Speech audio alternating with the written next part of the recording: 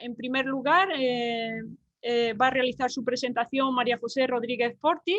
Ella es profesora titular del Departamento de Lenguajes y Sistemas Informáticos de la Universidad de Granada, y María José pues, nos contará su experiencia en transferencia de conocimiento relativa a la aplicación de tecnologías de la información y comunicación en salud, necesidades especiales y mayores. Buenas tardes, María José. Cuando quieras puedes compartir pantalla e iniciar tu presentación. Muchas gracias por la presentación y por invitarnos a este... Gracias a vosotras siempre. Interesante.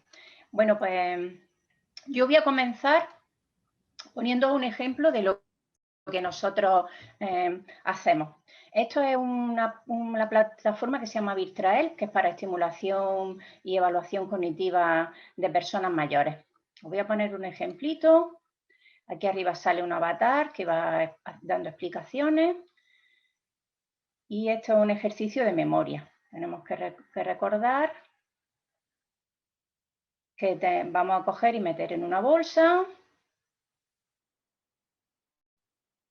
Y ahora tenemos este personajillo que se va a ir moviendo por unas tiendas o comercios o lugares de una ciudad.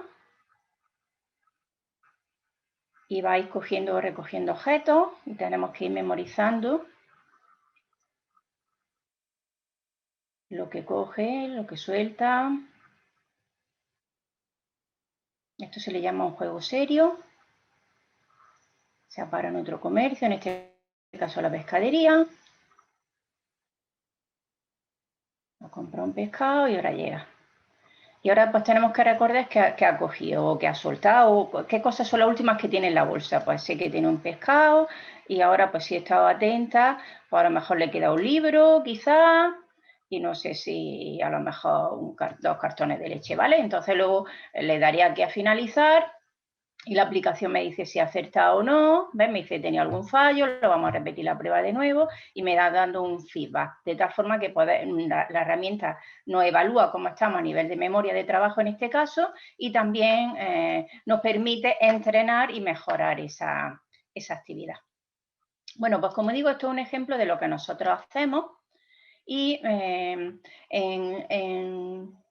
concreto y para generalizar, pues entonces os comentaré que hacemos aplicaciones como estas, que son personalizables, usables y accesibles para personas con discapacidad sensorial, cognitiva e intelectual y también para mayores. Todos los proyectos en los que nosotros trabajamos en nuestro grupo de investigación son aplicados, centrados en el usuario, de tal manera que trabajamos con equipos multidisciplinares, dependiendo de los proyectos, pues con gente de medicina, terapia ocupacional, psicólogos, profesores de educación especial, terapeutas, etcétera, que colaboran con nosotros durante todo el desarrollo del proyecto, tanto en la parte de especificación o ver qué necesidades hay, como también en los propios diseños de estas aplicaciones como la que os he enseñado y también en las pruebas que luego hacemos.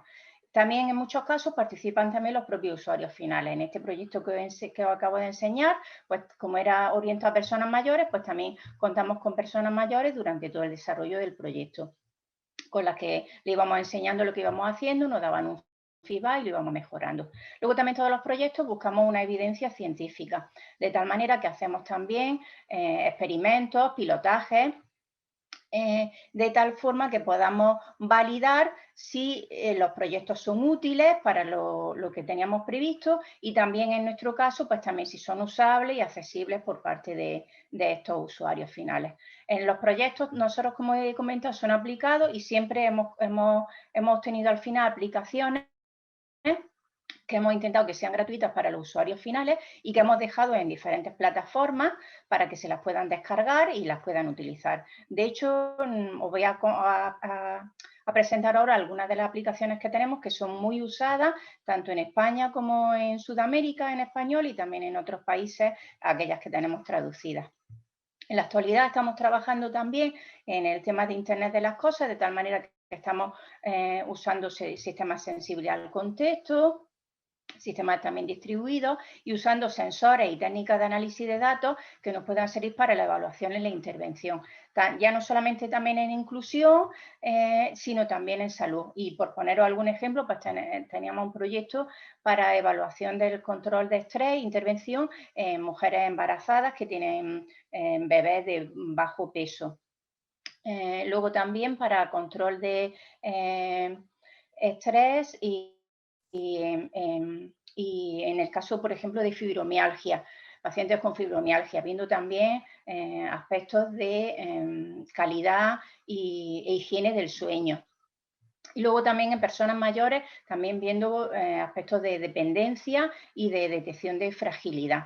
Como digo, usando estas técnicas de análisis de datos y de sensores fisiológicos que detectan varias variables del cuerpo. En este ejemplo, en este caso, pues voy a dar un poco más de detalle de esta aplicación virtual de la que he puesto un ejemplo y también os voy a presentar rápidamente 3 proyectos que tenemos previos relacionados con trastornos de espectro autista. Como veis aquí en la parte de la derecha, en Virtrael, además de ese ejercicio que os he presentado, tenemos muchos más ejercicios en los que se trabaja memoria, atención, planificación y razonamiento. Virtrael es una plataforma no solamente para que las personas mayores puedan evaluar y estimular sus capacidades cognitivas, sino también que pueden utilizar los terapeutas para supervisar el progreso de estas personas mayores. En concreto, se ha diseñado con 13 sesiones de trabajo. Para desarrollarlo pudimos subcontratar a 2 spin-off que nos ayudaron a hacer los desarrollos. Y luego, para hacer también las pruebas y el pilotaje, pues se hizo un convenio con el Consorcio Fernando de los Ríos y también con varios ayuntamientos de la provincia de Granada y algunos otros de Córdoba y de Jaén, de tal forma que en la Aula Guadalinfo y en varios centros cívicos pues pudimos hacer esas pruebas. Este proyecto fue financiado por un proyecto de la excelencia de la Junta de Andalucía y luego también, como he comentado en la evidencia científica, pues tenemos varias publicaciones donde nosotros pues hemos hecho también pruebas y hemos concretado pues como a lo mejor hemos hecho los diseños para que sean usables, accesibles y personalizables, que está un ejemplo este que tenéis aquí en la derecha puesto. Si ahora me voy a las aplicaciones para trastornos de espectro autista, pues comienzo con una primera que se llama Pica. Esta aplicación se hizo para trabajar para poder trabajar en el aula con estudiantes con necesidades especiales y entonces lo que trae es una herramienta de autor para que los profesores o las familias, los padres, pues puedan crear actividades personalizadas y adaptadas a las capacidades y a las necesidades de aprendizaje que tengan su alumno o su hijo o su familia.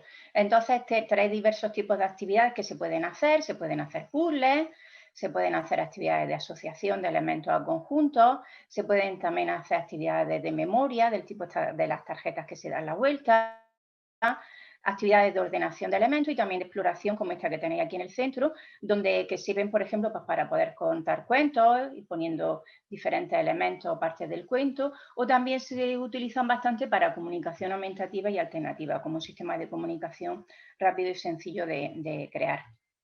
Todos estos ejercicios van a ser configurables por parte de los profesionales, como digo, y también de las familias, de tal manera que ellos pueden determinar, conociendo a sus niños o a las personas que lo vayan a utilizar, la estructura de estos juegos, de estos ejercicios, pues pudiendo determinar pues cuántos elementos van a aparecer, en qué tamaño, en qué posición de la pantalla los pongo, los contenidos, si son textos, si son imágenes, esas imágenes si quiero que sean fotografías, dibujos, pictogramas, y también los sonidos, y pues también poder poner una voz grabada o utilizar voz sintetizada, y lo mismo también con la dificultad de las actividades. Por ejemplo, en este puzzle, pues el número de piezas que aparecen, si quiero que haya una plantilla detrás o no, etcétera. De tal forma que cada actividad pues, se puede cambiar la dificultad a lo largo también del tiempo conforme el niño, por ejemplo, vaya progresando o cambiando. Esta aplicación está disponible para iPhone y para iPad y fue resultado de un proyecto del Mineco y luego se hizo una segunda versión Picado gracias a una financiación, a un contrato con la Fundación Garrigós. Aquí abajo también tenéis un un enlace, una referencia a un artículo donde describíamos el diseño de esta aplicación. Otra que nosotros también hicimos, que también está teniendo mucho éxito y se está utilizando muchísimo, es el proyecto Sígueme y la aplicación Sígueme. En este caso es una aplicación financiada por la Fundación Oran con un contrato 83 con esta fundación. Y se trata de una aplicación para potenciar la atención visual y entrenar la adquisición de significado en personas con trastorno de espectro autista y bajo nivel de funcionamiento, generalmente porque tenga alguna discapacidad intelectual asociada. En esta aplicación se presentan 7 fases. En la primera hay una atención basal, hay una estimulación basal y lo que pretende es que el niño esté atento a la pantalla, captar la atención. Y después se va pasando por diferentes fases en las que se presentan vídeos de objetos reales, fotografías de esos objetos, dibujos, pictogramas, de tal forma que se va avanzando y generalizando en esos conceptos u objetos de la vida real que se van a presentar y en los significantes que tienen asociados. Se utiliza también la palabra escrita y lengua de signos, y en este caso esta aplicación está para tablet Android, para iPad y también para ordenador. Y aquí tenéis una referencia a esta aplicación. Y aquí a la derecha, como veis, varios ejemplos de diferentes juegos y ejercicios que se plantean en cada una de las fases, dependiendo de la dificultad que haya. La dificultad de los ejercicios también se puede configurar, y la interacción, etcétera, también conociendo las capacidades de cada uno de los niños que lo vayan a utilizar y niñas. En la actualidad estamos trabajando en un proyecto, también en este caso financiado de nuevo por la Fundación Oran, que se llama Infinita Historia, que es una herramienta que nos permite la edición y visualización de historias sociales animadas y personalizadas, de tal forma que podemos hacer películas. En este caso, pues lo que tenemos son, como veis aquí, escenas en las que podemos poner personajes y objetos y fondos. Podemos configurar los personajes cambiando su ojo, pelo, cuerpo, etcétera, y luego podemos asociar acciones dentro de cada escena. Pues podemos hacer que los personajes o los objetos se muevan, hablen, giren, den saltos, se agiten, etcétera, diferentes tipos de actividades. Y luego podemos crear un árbol de escenas, de tal forma que podamos hacer que las historias sean lineales o que puedan bifurcarse, haciéndole preguntas al usuario de ¿elegiría esta alternativa o esta alternativa? ¿Qué te parece mejor? Esto nos ayuda a poder hacer una intervención. En este caso, la idea era utilizarla con personas con Asperger, pero se puede utilizar con cualquier persona que necesite trabajar con ella, anticipación de acciones, entrenamiento de comportamiento, evaluación de acciones que se hayan ocurrido previamente, y etcétera. Ahora mismo tenemos una versión para Android, pero en breve, en un mes o así, pues ya tendremos la versión de iPad y se lanzará próximamente, a ser posible también con una versión para web. En este caso nosotros, por ejemplo, también hemos subcontratado a una empresa que es un spin-off de nuestro grupo de investigación que se llama Everywhere, para que haga los desarrollos. ¿Qué servicios ofrecemos para empresas e instituciones? Pues como llevamos muchos años trabajando y creando este tipo de aplicaciones, y además testeándolas y con relación con entidades que nos ayudan y que nos dan la guía de cómo hacerlo, pues somos expertos en usabilidad y en accesibilidad. Entonces podemos dar ese tipo de asesoría. También en la metodología y buenas prácticas que tenemos para hacer una investigación aplicada, tanto en mayores como en salud. También por experiencia en nuestros proyectos previos podemos dar asesoría en modelado y diseño de soluciones TIC para discapacidad y salud. Y también una cosa que nos interesa como profesores de universidad que somos es que nosotros damos también formación a nuestro alumnado en estas competencias, en usabilidad, accesibilidad, en soluciones TIC para discapacidad y salud, y le hacemos también en varias asignaturas que comprendan y que sepan que pueden adecuar su trabajo, no solamente, por ejemplo, para trabajar en banca y en otro tipo de cosas, quizás, donde se puede aplicar la informática, sino también que sepan que lo pueden aplicar a la salud. Y eso también nosotros también damos formación en educación secundaria para que sepan los alumnos que pueden hacer ese tipo de, que la informática también puede tener ese carácter social. También como fruto de diferentes experimentos que hemos hecho y de diferentes pilotajes, pues también tenemos muchos contactos con empresas, asociaciones y entidades relacionadas con discapacidad y con mayores que nosotros también podemos ofrecer para hacer futuros trabajos. Y por último, pues estos son mis datos de contacto por si alguno tenéis interés en contactar conmigo. Y nada más. Muchas gracias por vuestra atención. Muchas gracias a ti, María José, por tu exposición, y si te parece bien, vamos a dar paso a María Elena Gómez Parra. Ella es profesora titular de la Universidad de Córdoba y Elena nos contará su experiencia en transferencia de conocimiento relativa a la competencia lingüística. Buenas tardes, muchas Buenas gracias tardes, por la Elena. presentación. Elena, pues bienvenida y cuando quieras puedes iniciar tu presentación y te escuchamos, ¿vale? Muchas gracias y ante todo quiero agradecer al proyecto de investigación que nos ha invitado y a la organización del Congreso porque estoy encantada de estar aquí y la verdad es que me parece una iniciativa magnífica por la cual os quiero felicitar sinceramente. Muchas gracias. Voy a compartir mi pantalla. A ver si, como decía, pues yo me llamo Elena Gómez, trabajo en la Universidad de Córdoba y el proyecto que voy a presentar se llama LingUp, asegurando el aprendizaje universal e inclusivo de segundas lenguas. Bueno, me presento primero, yo soy profesora titular de universidad en el Departamento de Filología Inglesa y Alemana de la UCO. Soy directora de un proyecto internacional, tengo varios proyectos internacionales, yo creo que por mi ámbito de trabajo, yo soy de inglés, y esto pues da para mucho proyecto internacional y mucha salida al extranjero que desafortunadamente con la pandemia ha parado, pero yo trabajo mucho en colaboración con investigadores de otros países porque me resulta muy interesante lo que aprendo de ellos y casi que lo que aprendo de mí a través de ellos. Entonces, bueno, soy directora de un proyecto internacional, un K203.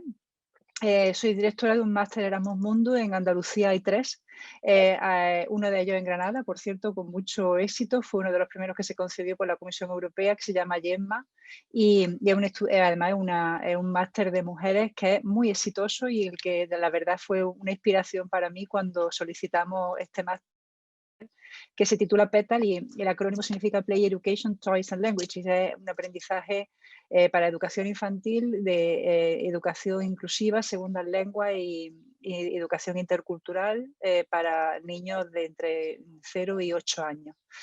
Entonces nuestros alumnos son maestros internacionales de segundas lenguas en el mundo. Mi área de trabajo son fundamentalmente educación bilingüe, educación intercultural, iniciación temprana a las segundas lenguas y la brecha lingüística, que es justo de lo que vamos a hablar o de los que os quería hablar hoy. Este proyecto, que se tituló LingUp, fue concedido por el Centro de Estudios Andaluces en el año de la convocatoria de 2017. Comenzamos a trabajar en 2018 y lo desarrollamos a través de un contrato en virtud del artículo 83. El objetivo de este proyecto era diseñar una app y un servicio web gratuito para facilitar el acceso a herramientas online y a websites para el aprendizaje autónomo de lengua en fundamentalmente 2, español e inglés. El problema de investigación con el que nosotros nos enfrentamos y de donde partimos es, nosotros queríamos ofrecer un acceso universal al aprendizaje de segundas lenguas. Sabemos que el aprendizaje de idiomas no es fácil y mucho menos cuando se hace en solitario, es decir, cuando es un aprendizaje autónomo. A pesar de que el inglés es un idioma muy extendido y que todo el mundo habla inglés y que cada vez más frecuentemente y cada vez mejor, además, de eso nos congratulamos quienes nos dedicamos a la enseñanza y el aprendizaje del inglés o de otras lenguas. Es verdad que la población española está avanzando mucho en este sentido, pero también es verdad que creemos que nos queda todavía bastante recorrido para estar al nivel de otros países europeos, por ejemplo, Suecia o Dinamarca o, bueno, países que por sus características, a veces pues porque tienen una lengua minoritaria y tienen que acudir al inglés para poder comunicarse con facilidad con otros habitantes de otras partes del mundo, pues ellos aprenden inglés casi al mismo tiempo que aprenden su primera lengua. Yo he tenido anécdotas muy curiosas de estar en mitad de Copenhague perdida y acercarme a una señora de 80 y tantos años. Yo pensé que no iba a hablar inglés y hablaba inglés perfectamente. Yo lo pensaba, digo, pues si alguien se acerca a mi madre, que hoy día tiene 88 años, y le pregunta dónde está esta calle en inglés, probablemente mi madre no sabría responder, a lo mejor se chapurrea, pero más allá de 3 o 4 palabras no creo que mi madre pudiera decir. Sin embargo, esta señora me explicó perfectamente cómo tenía que salir y llegué a donde yo quería ir. Así que en España todavía nos queda un recorrido. Entonces nosotros un poco pensando en esa idea, y pensando además en la economía, es decir, bueno, pues la economía, a pesar de que en el 2017 no estábamos en el momento que estamos, por ejemplo, hoy día, pero es verdad que no todo el mundo tiene acceso a, pues, a poder pagarse una escuela de idioma, una academia, o a contratar un nativo para que le dé clases de inglés, o viajar al extranjero para poder perfeccionar el idioma. Entonces sabemos y tenemos constancia de que hay muchas personas que acceden a recursos online para seguir un aprendizaje autónomo de las lenguas. Sin embargo, la literatura, el estudio de la literatura nos decía que no era tan fácil este aprendizaje autónomo, porque la gente, los aprendices se pierden. Es decir, cuando tú intentas aprender un idioma, pongamos el caso de ruso, el caso de alemán, imagínense, que intentan seguir un aprendizaje autónomo de esas lenguas, pues uno al final se desespera porque no sabe, empieza con una página, si la página no está muy bien construida, uno no sabe por dónde seguir, y el aprendizaje muchas veces necesita cierta orientación. Esa fue la base del proyecto. Hicimos un estudio prospectivo y efectivamente nos dimos cuenta de que la necesidad existía.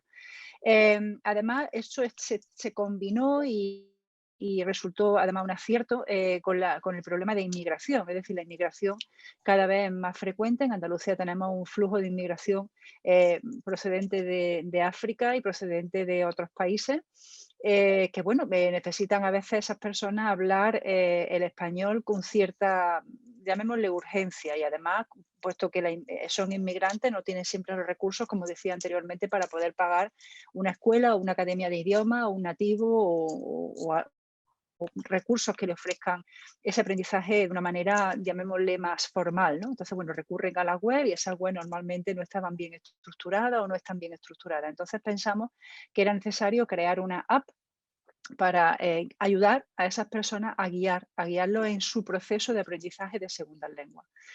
Entonces, nuestras bases teóricas eran 3, y como os digo, aparte de este estudio prospectivo que hicimos de economía, de sociedad, aparte de las bases teóricas, de este estudio social, nuestras bases teóricas lingüísticas son 3, son The Language Gap, que lo identificaron Johnson y Centella en 2017 como ese acceso desigual a las segundas lenguas. El concepto se inicia de otra manera que no os voy a contar porque no viene al caso, pero hoy día ese Language Gap se identifica como ese acceso desigual a las segundas lenguas debido a desigualdades sociales y económicas.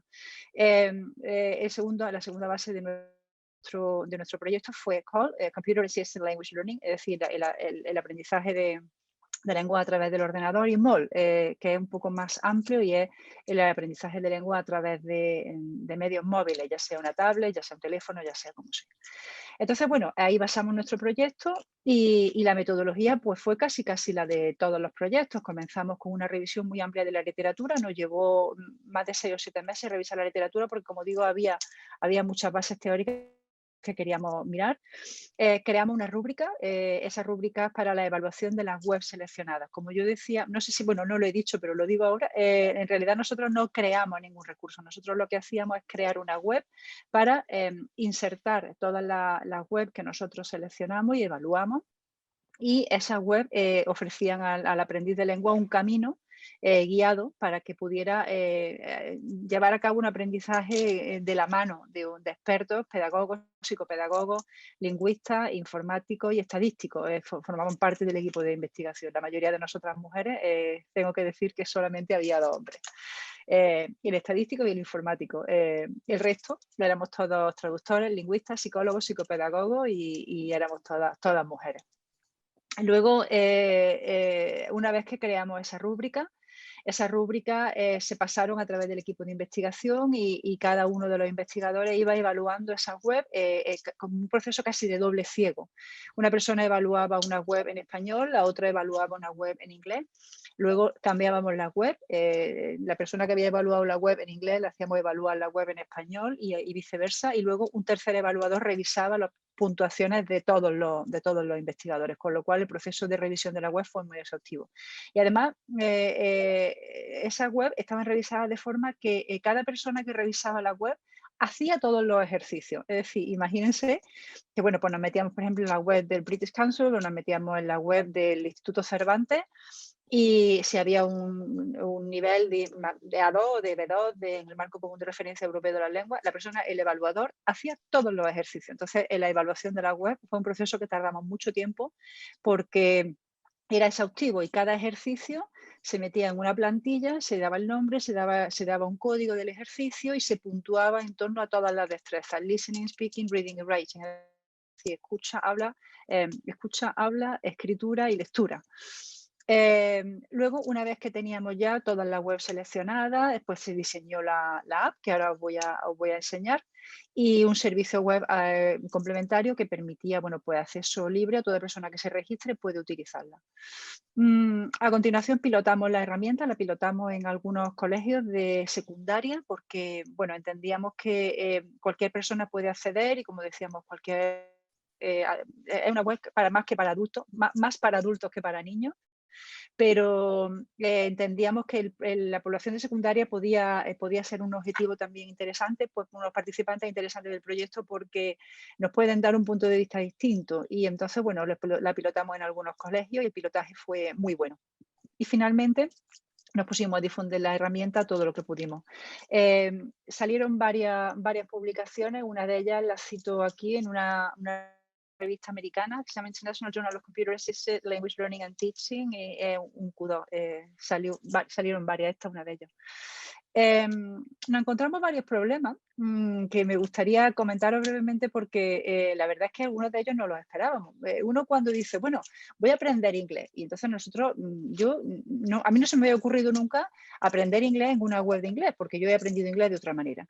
Pero claro, cuando uno así dice, voy a aprender inglés, pues uno piensa que hay un montón de webs y que hay un montón y efectivamente la hay. Lo que pasa es que nos encontramos con que no había mucha web de calidad. Es decir, había mucha variedad de webs, pero no había muchas de ellas que fueran de calidad. Es decir, pues muchas de ellas tenían poco ejercicio o tenían poco nivel esos ejercicios, o el marco de los ejercicios no era muy bonito, no era muy friendly, no era muy amigable, en fin. Encontramos con que las webs no eran de mucha calidad. No había mucha variedad y la consistencia con los niveles del marco común europeo de referencia de las lenguas tampoco era demasiado buena. Es decir, a lo mejor decían, bueno, pues una web para aprender inglés en un B2. Pues realmente no, realmente era un B1 o realmente era más. A veces nos encontrábamos con que el salto de niveles era casi de dos niveles, ¿no? Entonces la calidad de la web no era... Sí. Mariby, disculpa un momento. Solo decirte que no estás pasando las diapositivas, te has quedado en la primera. No, sí. Ay, pues no lo estamos viendo. A mí sí se me ve, pero voy a hacer una cosa. No me diga.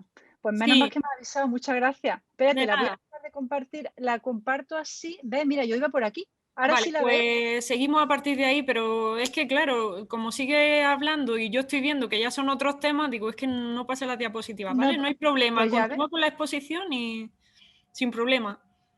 Bueno, pues resumo, estas eran las diapositivas del proyecto, que como decía, un proyecto de contrato 83, las bases teóricas, pues los problemas que encontramos y las bases teóricas del proyecto. Luego la metodología que seguimos, para que os acababa de describir, y yo estaba aquí, en los problemas que habíamos encontrado para cuando empezamos con el proyecto, ¿no? Entonces, como decía, las webs no eran de calidad, las webs no eran muchas de las webs no eran de calidad, y curiosamente, y enlazo con el segundo problema, las que eran de calidad no eran gratuitas. Es decir, a lo mejor eran gratuitas los 2 o 3 primeros ejercicios, pero cuando ya tú querías avanzar un poco más y cuando te había, entre comillas, entusiasmado con el proyecto, con la web, pues dejaban de ser gratuitas y te decían que pagasen. Otra cuestión es que las webs tampoco estaban muy diversificadas, es decir, estaban en sitios muy concretos y no había muchas. Y por otra parte, había webs que cuando nosotros las mirábamos como a los 2 o 3 meses y habían caído. Entonces no eran permanentes, eran una web bastante efímera. Y por tanto, no nos servían para incluirlas en una app que nosotros entendíamos tenía que tener cierta estabilidad. Y por otra parte, aunque, como decía, pensábamos que había muchas webs, había muchísimas más en inglés que en español, pero en español había muy pocas. Y sobre todo había muy pocas webs que fueran permanentes, de calidad y gratuitas. Esos al final eran los 3 parámetros que nosotros manejamos. Entonces, bueno, pues decidimos acudir a webs institucionales que eran lo que más seguridad o lo que más calidad nos ofrecían. Pues web, como decía antes, del British Council o de Trinity o las webs del Instituto Cervantes. Encontramos algunas más, pero como decía, no todas eran susceptibles de ser incluidas en nuestra app, por esos motivos que os estaba contando anteriormente. Entonces, bueno, la app se llama Mentorland. La dirección es muy facilita, www.mentorland.es, y el aspecto que tiene es aproximadamente este que veis aquí. Uno entra, se registra y le dice a la web aproximadamente sus parámetros. Pues le dice el sexo, le dice la edad, le dice el objetivo, más o menos el nivel de inglés o español que tiene. Y a dónde querría llegar. Es decir, pues yo imaginemos, tengo un B1 y yo quiero tener un C1. Bueno, pues entonces la web selecciona una serie de ejercicios y te va recomendando pues que tú vayas siguiendo un camino determinado, ¿no? Tengo que decir que la web está dividida en las 4 destrezas fundamentales que marca el Marco Común de Referencia Europeo de las Lenguas, es decir, escucha, habla, producción oral y producción escrita, producción y recepción escrita, es decir, lectura y escritura.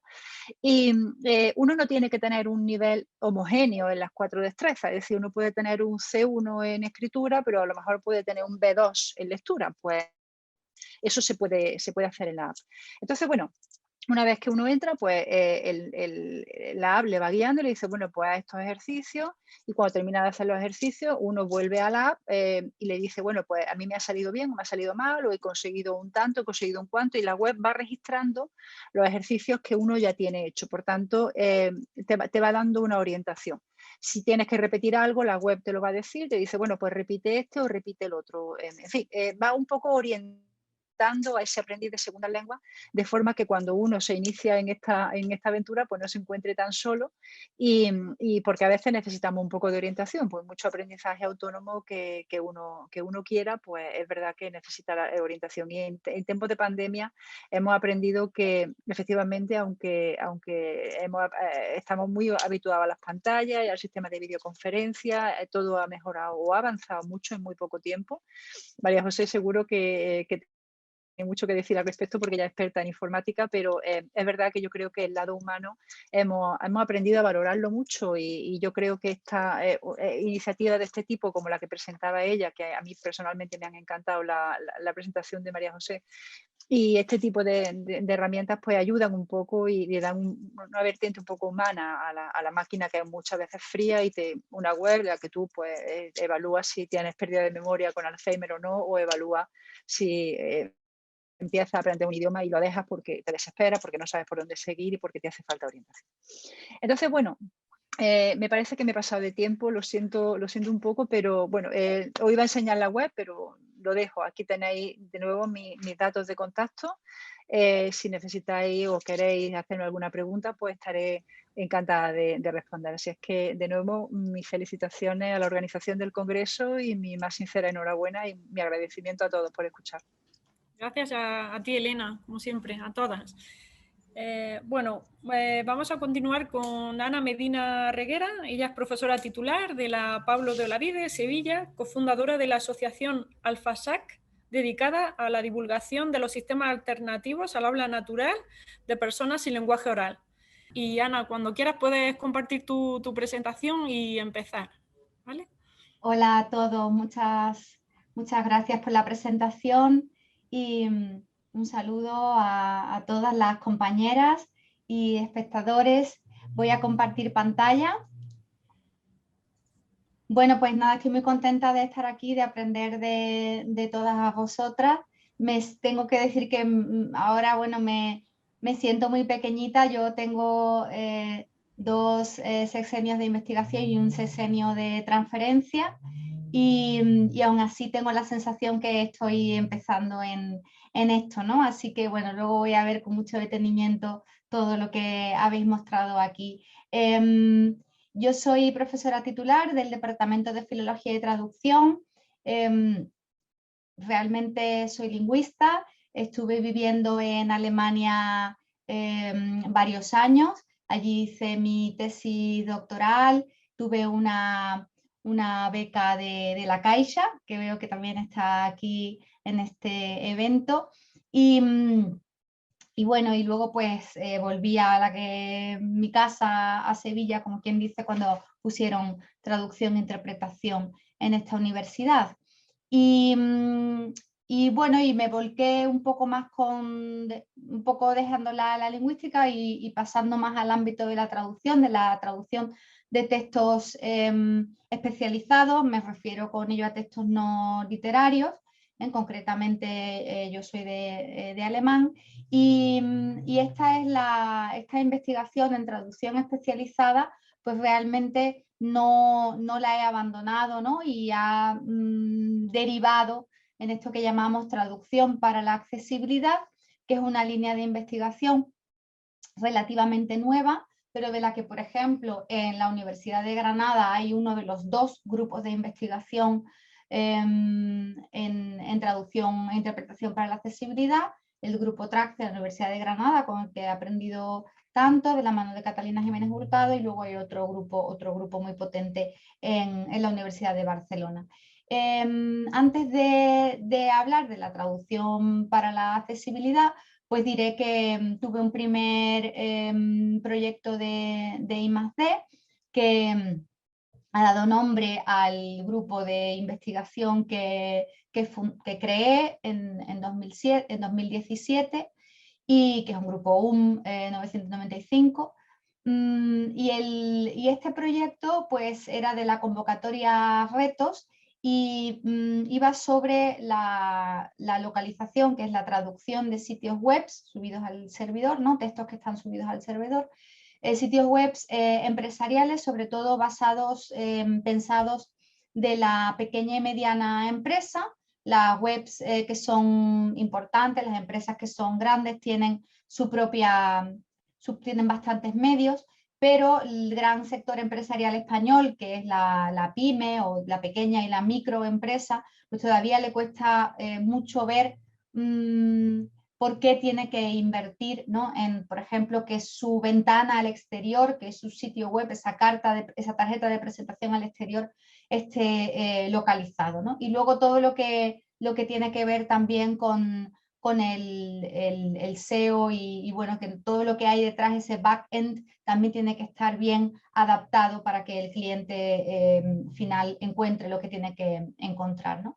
En cierto modo, este foco en la pequeña empresa, en la microempresa, que realmente es una empresa familiar y que necesita ayuda, ¿no? Frente a lo mejor otros trabajos que se habían hecho con grandes empresas que se localiza y que por supuesto Zara, la Coca-Cola, lo encontramos maravillosamente localizado a todas las lenguas donde se encuentran, ¿no? Por nombrar 2 grandes empresas, pues me sirvió para poner luego el foco, pasar el foco de la pyme a la persona, ¿no? De modo que si entráis en la página web del grupo comintrad.es, pues veis que no nos enfocamos a pequeña y mediana empresa, a pyme y a personas, ¿no? Y pensando en que es la versión vulnerable, ¿no? La pyme, la microempresa de la persona a la que también atendemos, que es esa persona con diversidad funcional.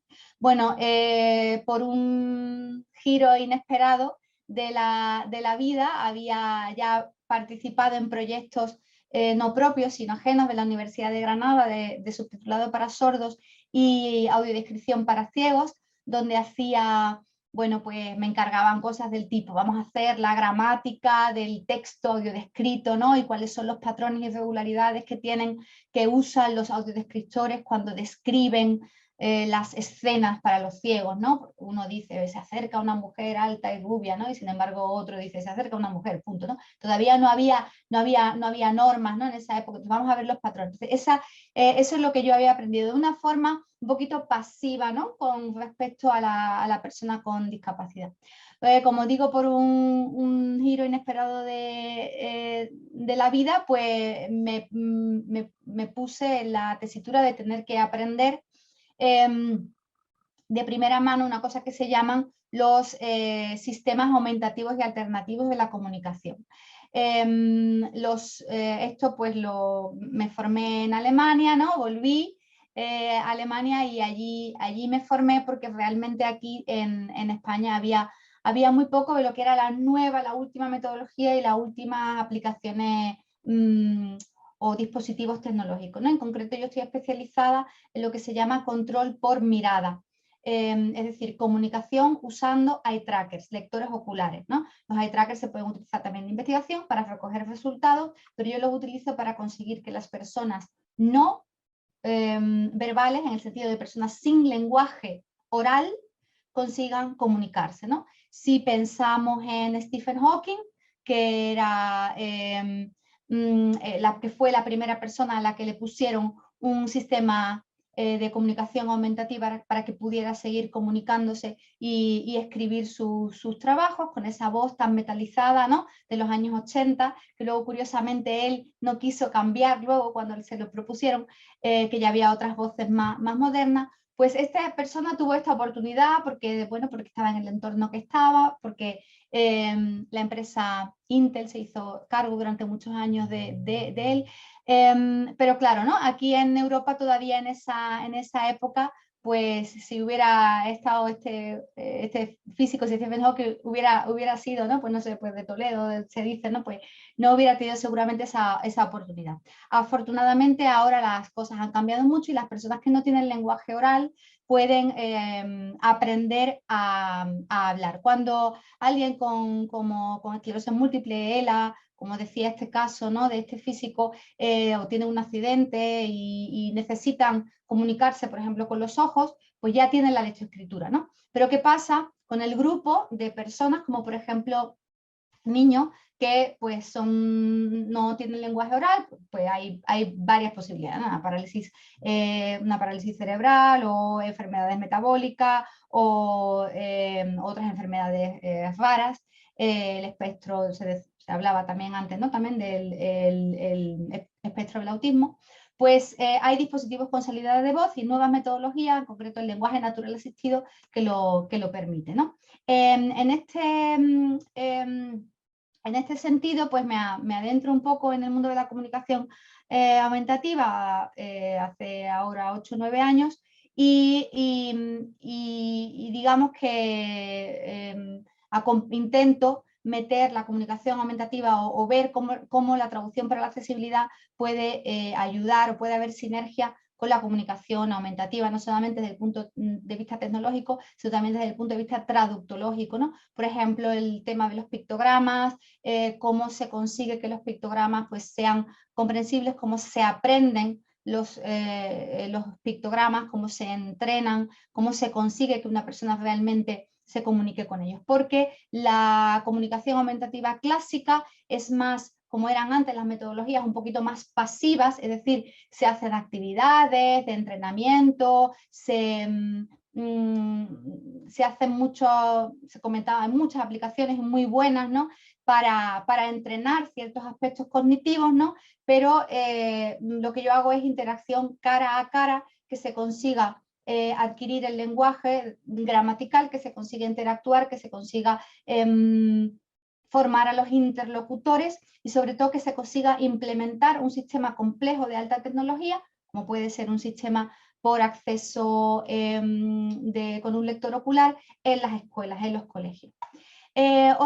En este sentido, mostraré si da tiempo el sitio web de AlphaSAC, que es una asociación de la que soy socia fundadora. Yo ya había sido socia fundadora de una primera asociación, que es la Sociedad Española de Lenguas Modernas, lenguasmodernas.com, el que así fue mi director de tesis, Rafael López Campo Godinó, y sin duda esta experiencia sirvió para esta segunda asociación, donde lo que hemos hecho es un portal de información científica de sistemas alternativos y aumentativos de la comunicación en libre, en abierto para todo el mundo, con un montón de bibliografía y donde ofrecemos ahí asesoramiento y formación con otras 5 compañeras, de la mano de Ruth Candela, Begoña Lorenz.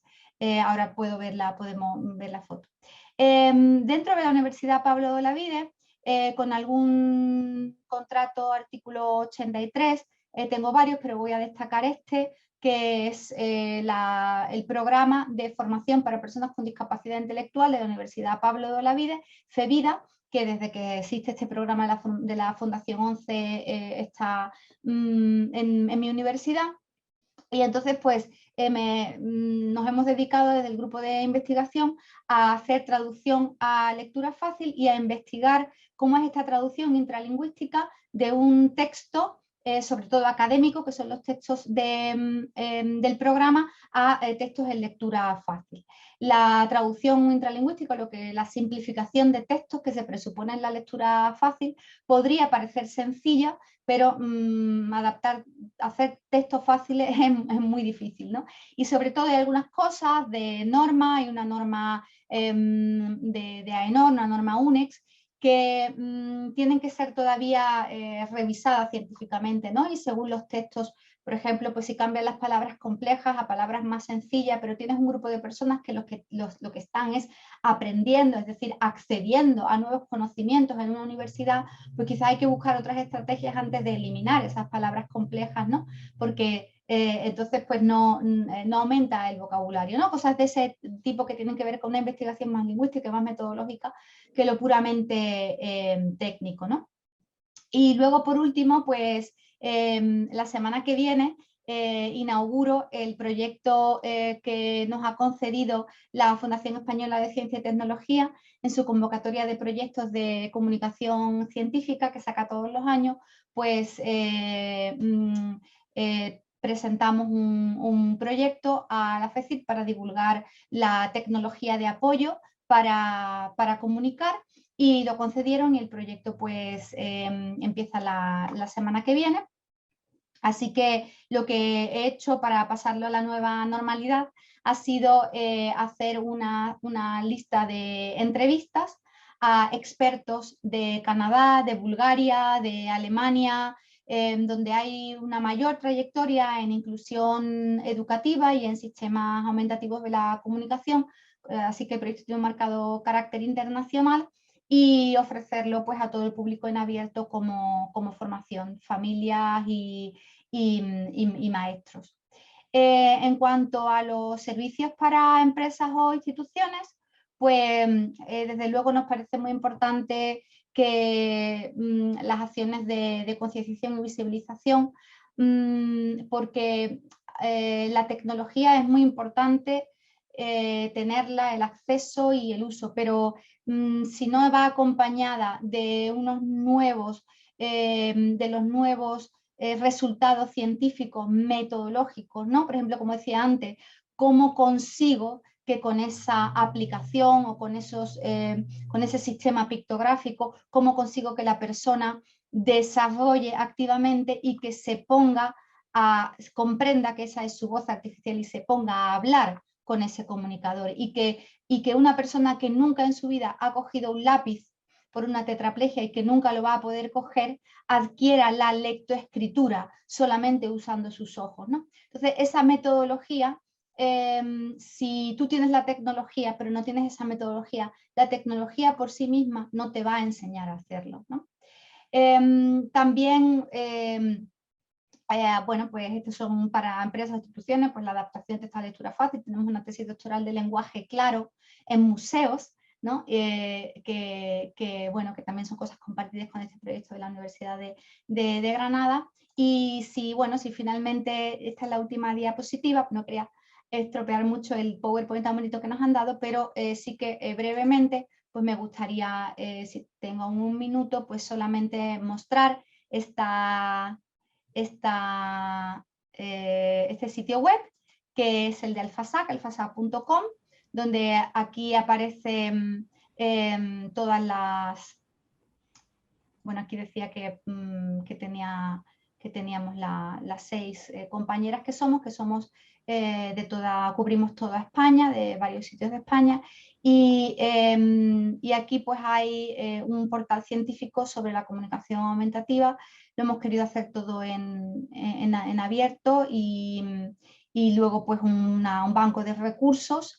Aquí en investigación se encuentra también un programa de terminología sobre la comunicación aumentativa alternativa. Hay muchos calcos del inglés, traducciones que no están o no estuvieron a lo mejor bien realizadas. Y luego la página de Capaces de Comunicar, el proyecto que empieza es capacesdecomunicar.es. Aquí veis el tipo de personas en esta imagen, se ve bien el tipo de personas que usan estos sistemas, ¿no? En este diseño es bastante gráfico y pues aquí la tecnología de apoyo que va a cubrir el proyecto en las entrevistas y qué contenido podrás encontrar en esta web y pues bueno, pues espero que llegue a mucha gente este proyecto. Y eso es todo, muchas gracias. Ojalá, Ana. Gracias por tu exposición, tu presentación, muy interesante y muy necesaria esta actividad investigadora dirigida a este tipo de personas. Gracias. Profesora contratada doctora de la Universidad de A Coruña. Thais nos contará su experiencia en transferencia de conocimiento relativa al desarrollo de soluciones tecnológicas dirigidas a mejorar la calidad de vida y la participación de personas con discapacidad, así como la promoción de la salud participativa. Thais, buenas tardes. Cuando quieras. Buenas tardes. Perfecto, voy a compartir pantalla. Y bueno, lo primero agradecer a la Universidad de Granada el permitirme estar aquí y compartir estos momentos con las compañeras, que creo que es una iniciativa súper interesante para todas y para todos también, ¿no? Para que todos seamos conscientes de lo que podemos hacer las mujeres. También pediros disculpas porque yo ahora mismo justo estoy también en una estancia de investigación en Lituania y justo a las 2, que aquí son las 3, me voy a tener que salir. Entonces, si hay alguna pregunta cuando acabe mi intervención, pues estaré encantada de responderla. Perfecto, Thais. Vale, se ve bien la presentación, ¿verdad? Sí, perfecto. Sí, vale. Todo bien. Genial. Bueno, pues yo soy de base, soy terapeuta ocupacional y enfermera y soy profesora en la Universidad de La Coruña y pertenezco al grupo de investigación Talionis, que vais a ver aquí, que somos prácticamente mayoría aplastante de mujeres y el único... bueno, tenemos a un chico que acabamos de contratar, Manuel, que es ingeniero y justo nuestro coordinador es un hombre, pero bueno, estamos ahí mano a mano trabajando en la aplicación de lo que son las soluciones tecnológicas en general para mejorar la calidad de vida de las personas que tienen algún tipo de discapacidad y las personas mayores. Entonces, en la presentación pues, os voy a hablar un poquito de los desarrollos que hemos realizado, soluciones que hemos alcanzado y las que estamos llevando a cabo ahora mismo, ¿no? Bueno, pues nuestro grupo de investigación, Talionis, básicamente trabajamos en la búsqueda de soluciones tecnológicas que incluyen tanto software como escenarios específicos de realidad virtual para la rehabilitación de personas con discapacidad y movilidad reducida, soluciones relacionadas con domótica y acercar el hogar digital, abaratar lo que es la domótica a las personas que realmente la necesitan y soluciones robóticas. Dirigidos sobre todo pues eso, a personas con discapacidad para mejorar su participación y calidad de vida, y personas mayores en el sentido de pues mejorar su proceso de salud y que sean participativas y disminuir lo que se llama la brecha digital, que a pesar de los avances que se han alcanzado todavía sigue hoy en día existiendo. Contamos con un centro, la verdad, pionero en Galicia. Bueno, yo soy de la Universidad de Coruña, que es el Centro de Investigación en las TIC, el CITIC, y que bueno, pues allí tenemos unos espacios súper grandes con unos recursos que nos permiten hacer este tipo de desarrollo, ¿no? Y consolidar pues esa parte de nuestra investigación y trasladarla al mundo real, porque contamos con un equipo tanto material como equipo humano que nos apoya en estas tareas que al final para los docentes universitarios son bastante complejos. Bueno, las líneas de investigación que me corresponden a mí dentro del grupo están relacionadas con la salud y participación de las personas que tienen alguna enfermedad rara, ¿vale? Entonces, pues, trabajo directamente con FEDER, que es la Federación Española de Enfermedades Raras, y con la Federación ASEN, que es de Enfermedades Neuromusculares, y con AGAELA, que es la Asociación Gallega de Esclerosis Lateral Amiotrófica. Y bueno, pues se busca sobre todo pues acercar la tecnología a estas personas, también ofrecer nuestro asesoramiento técnico para el desarrollo de proyectos más específicos que llevan a cabo desde estas entidades. Y por otra parte, y algo que desde mi también satisfacción personal, ¿no? También me gusta mucho, es el tema de la creatividad, de aplicar la creatividad e innovación al diseño de productos de apoyo para personas con discapacidad, para que estas personas puedan realizar actividades de la vida diaria de una forma más adecuada. Y por eso pues estamos lanzando una línea interesante de diseño e impresión 3D.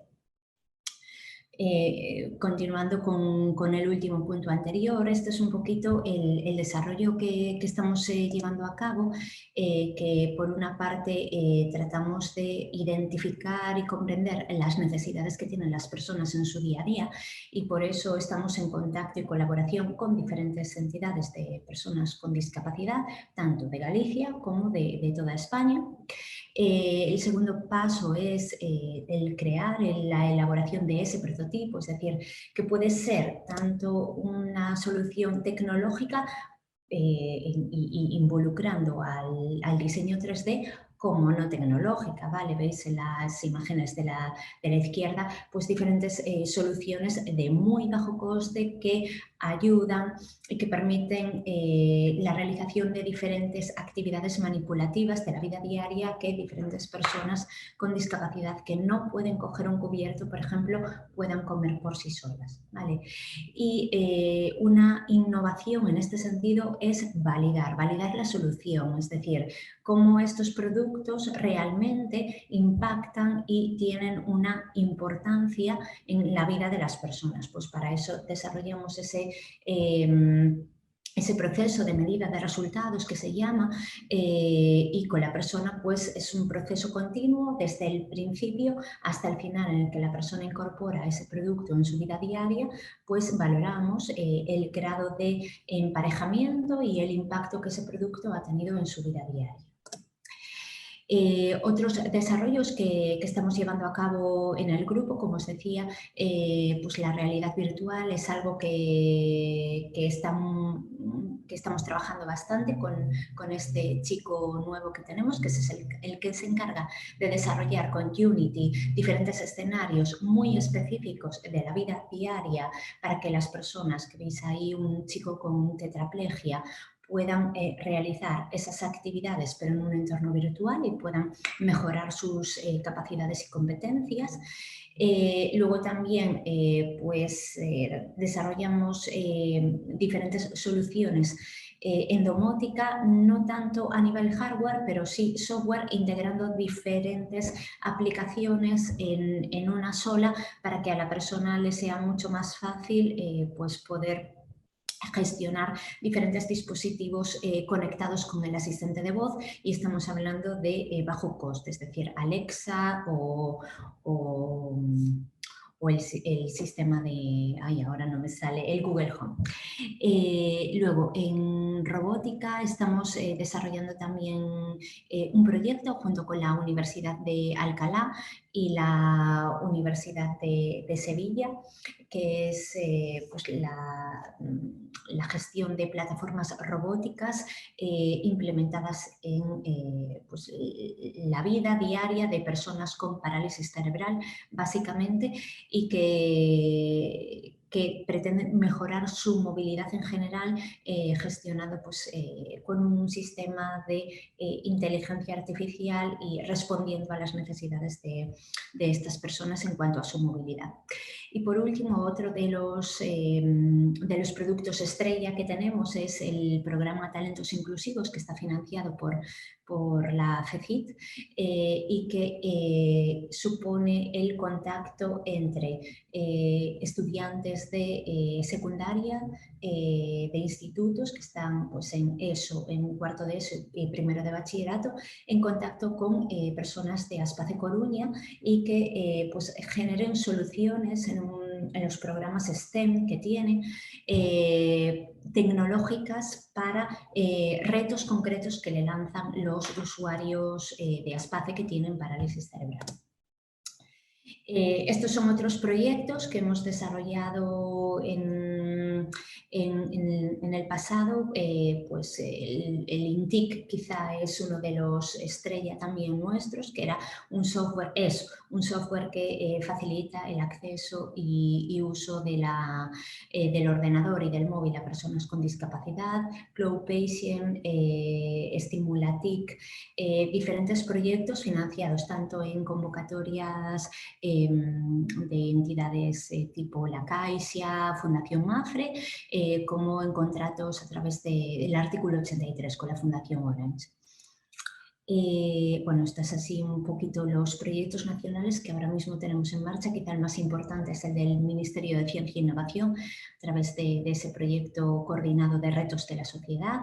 Y contratos del artículo 83 tenemos básicamente con las entidades también de enfermedades raras y con AENOR para el asesoramiento y evaluación de diferentes proyectos, ¿no? Esta es un poco la experiencia que tenemos en transferencia, en actividades de transferencia, que se resumen en 4 puntos. Un asesoramiento dirigido sobre todo a las entidades de personas con discapacidad en el desarrollo de productos de apoyo y tecnología de apoyo para la vida diaria, accesibilidad y el uso de dispositivos tecnológicos, evaluación de proyectos, y de ahí surgen diferentes contratos del artículo 83 con entidades, desarrollo de software experimental, y a partir de aquí hemos gestionado 3 patentes ya de software y proyectos colaborativos, que es quizá lo más importante a nivel de transferencia, ¿no? Porque si nos quedamos en las aulas, en los laboratorios de la universidad y no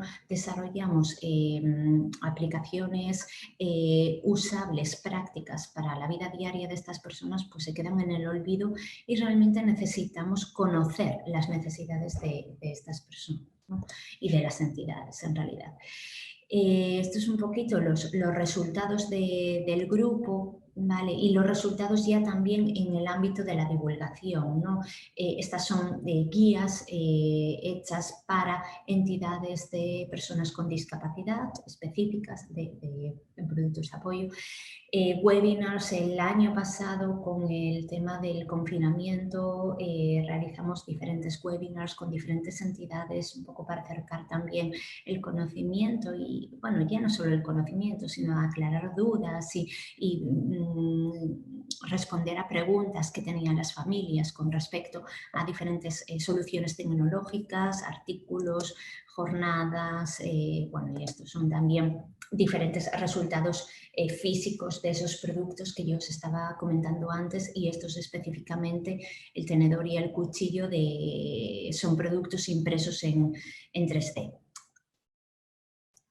Y bueno, continuando con la parte de divulgación, consideramos que es súper importante llevar a cabo actividades de divulgación, y en este último año, a pesar de las cuestiones COVID, hemos ido a diferentes institutos, coles, etcétera, para pues acercar, ¿no?, la ciencia, bueno, la ciencia entre comillas, la investigación a las niñas y niños de los coles de institutos, con un proyecto también de STEMPAC que tenemos en la Universidad de La Coruña, en la que diferentes estudiantes de bachillerato desarrollan proyectos tecnológicos para personas con discapacidad.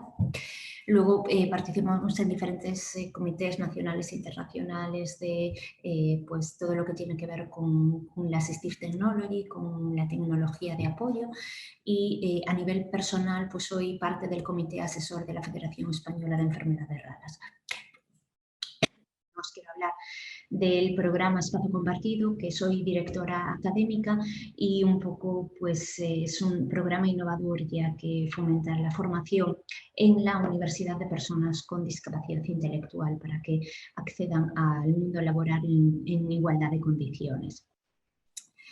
Estos son pues eso, algunas de las cosillas que hemos hecho en estos últimos años de divulgación y bueno, transferencia. Y por último os quería comentar toda la importancia que tiene para mí personalmente y de forma profesional también actividades de voluntariado.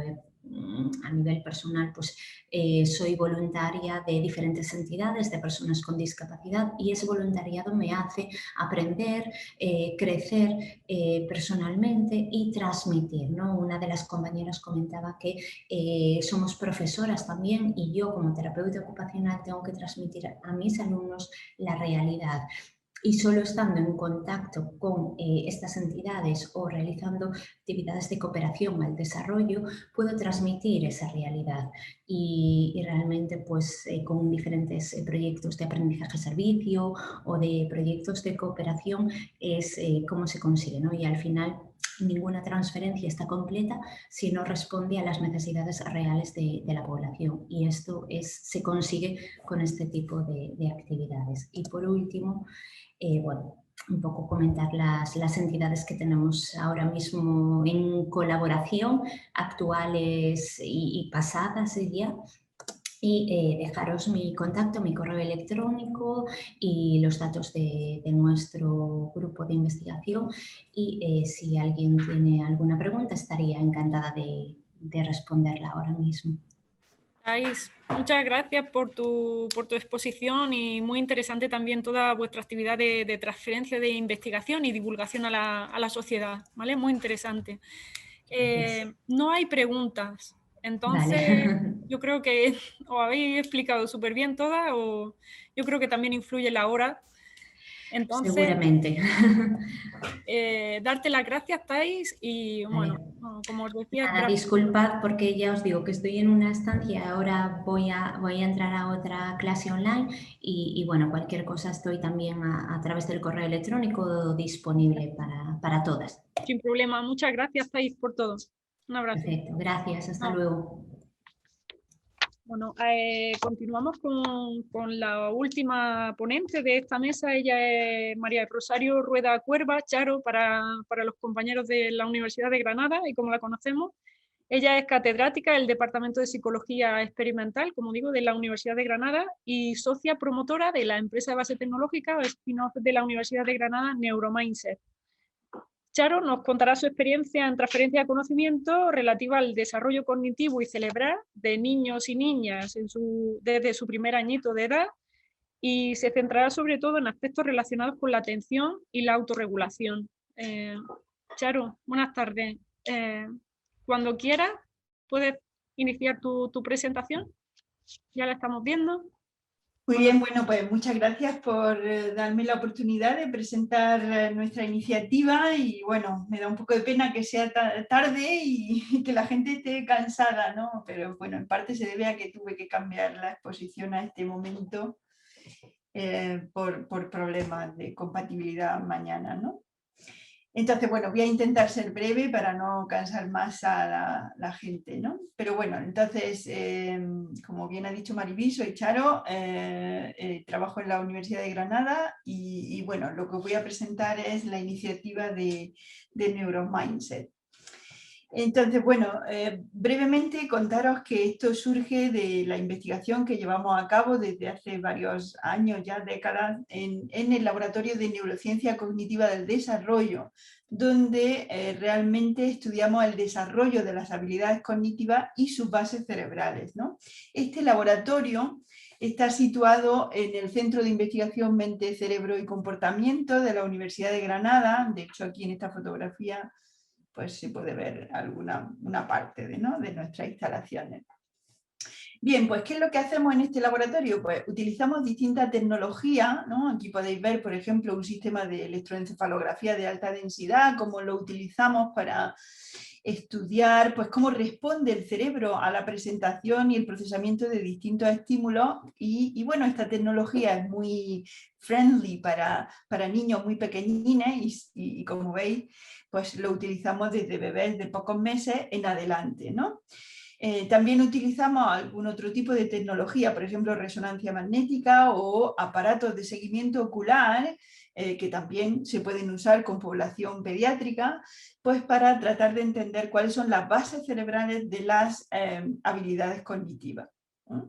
Entonces, bueno, con este tipo de tecnología, pues en nuestro laboratorio nos hemos centrado en estudiar sobre todo aspectos del comportamiento relacionados con la atención y la capacidad de autorregulación, de autocontrol, ¿no? Y básicamente nos interesa mucho pues cuáles son los aspectos educativos, entender los aspectos educativos que mejoran el rendimiento cerebral y cognitivo de las niñas y los niños, y también entender cuáles son los aspectos ambientales que deterioran el rendimiento cerebral y cognitivo, ¿no? En en estos objetivos venimos trabajando desde distintos, ¿no? Desde hace años, ¿no? Entonces, pues, bueno, una de las cosas que ha centrado nuestra investigación es tratar de entender las bases biológicas, ¿no? Tanto genéticas como de activación cerebral o de funcionamiento de estructura cerebral, que explican las diferencias individuales en capacidades cognitivas en los niños, ¿no? Entonces, bueno, sabemos que en el desarrollo del cerebro no solamente importan los factores genéticos, que importan por supuesto, y los factores biológicos de la estructura del cerebro, pero por la propia plasticidad cerebral conocemos que hay factores ambientales importantísimos, ¿no? Es decir, que están influyendo en la propia estructura y en el propio funcionamiento del cerebro e incluso también a través de la epigenética en la propia configuración genética o la expresión genética que determina el funcionamiento de ese cerebro, ¿no? Entonces realmente digamos que los factores educativos y ambientales de crecimiento pues también explican en gran medida el funcionamiento del cerebro y las capacidades cognitivas en el desarrollo. Y bueno, en nuestro laboratorio hemos realizado muchas investigaciones, ¿no? Vemos, por ejemplo, la importancia que tiene la capacidad de atención y la capacidad de autocontrol en predecir, digamos, a lo largo de la maduración, a lo largo del desarrollo, pues habilidades cognitivas, rendimiento académico, comportamientos de riesgo como consumo de sustancias, actividades de riesgo físico o riesgo social, ¿no? Es decir, y la propia salud física. Es decir, la capacidad de atención y autocontrol durante la infancia es un predictor importantísimo en la adolescencia de todas esas habilidades, pero también en la edad adulta. Es decir, es un predictor demostrado de aspectos de la salud, ¿no? Por ejemplo, la salud más deteriorada en la edad adulta se da en aquellos individuos que tenían menos capacidad de autocontrol o que han desarrollado menos esta capacidad durante la infancia, ¿no? E incluso variables de bienestar económico en la edad adulta, ¿no? Entonces, en nuestro laboratorio pues hemos estudiado, por ejemplo, cuáles son los efectos que tiene la pobreza, por ejemplo, del entorno familiar, del entorno del hogar, del bebé, en el funcionamiento del cerebro del bebé, ¿no? Por ejemplo, esta es una de las líneas de investigación que llevamos a cabo en los últimos tiempos y hemos visto cómo efectivamente factores ambientales del hogar, como la educación parental, la cantidad de recursos, ¿no? Los ingresos familiares, los estilos educativos de los padres pueden afectar al funcionamiento del cerebro desde bebés desde muy tempranamente, ¿no? Esa ha sido una de nuestras líneas, pero otra de nuestras grandes líneas de investigación es tratar de entender qué actividades educativas, ¿no? Hemos desarrollado, por ejemplo, una serie de ejercicios de entrenamiento cognitivo y hemos comprobado si tienen o no efecto en el funcionamiento del cerebro. Y efectivamente, pues hemos publicado, esto es una línea que venimos trabajando desde, como digo, desde hace décadas, hemos publicado diversos estudios mostrando cuál es el impacto que tiene estos ejercicios de entrenamiento en el funcionamiento del cerebro, ¿no? Acompañados o no por intervenciones más de tipo cognitivo como la metacognición, o digamos el andamiaje que hace, ¿no? Un educador junto con el programa de entrenamiento, ¿no? Bien, pues estas son, digamos, las líneas que nos llevaron a pensar en la importancia que tenía sacar, digamos, toda esta información del laboratorio y hacer una actividad, digamos, un esfuerzo por transferir esto a la sociedad de forma directa, ¿no? Y con esto la idea fue original, fue de Lina y Paul, quienes tenéis aquí, de crear pues la empresa Neuromindset, cuyo objetivo principal es desarrollar herramientas, metodología educativa y programas de formación que tengan esta base científica para potenciar las capacidades mentales y socioemocionales de los niños y las niñas, ¿no? Bien, pues con este objetivo surgió Neuromindset, es una empresa muy joven, se fundó en el año 2018, en enero, y bueno, aquí os voy a presentar un breve vídeo donde podéis, ¿no? que realizaron Lina y Paul para presentar esta iniciativa. Quien le pueda interesar. Tenemos la solución a muchos de nuestros problemas.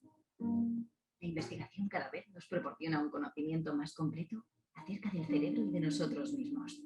Gracias a esto, hoy sabemos que potenciando el desarrollo de las capacidades mentales y emocionales de los niños durante sus primeros años, reduciremos la criminalidad, el inmenso coste de los problemas crónicos de la salud o el abandono escolar. Todo ello impactaría positivamente en las dimensiones económicas e institucionales en todo el mundo. Esto no es ciencia ficción, esto es ciencia. Una persona posee en torno a 100.000 millones de neuronas. No obstante, por muy abrumadora que esta cifra pueda resultar, lo realmente importante es el modo en el que éstas interactúan. Todo lo que no se fortalece se deteriora. Por eso usamos la ciencia para entrenar las habilidades cognitivas, afectivas y sociales de los niños a través de un modelo universal que no depende de idiomas ni culturas. Si ellos crecen, el mundo crece con ellos. Tú también. Vale, pues este es nuestro vídeo de presentación. Aquí habéis podido ver algunas de las imágenes del laboratorio donde trabajamos y donde se genera pues, buena parte de la investigación, aunque bueno, en Neuromindset realmente lo que hacemos es un rastreo de la literatura, no solamente de la investigación que sale de nuestro laboratorio, sino también de otros laboratorios del mundo, pues para ilustrar todo lo que son nuestros programas, ¿no? Nuestros servicios.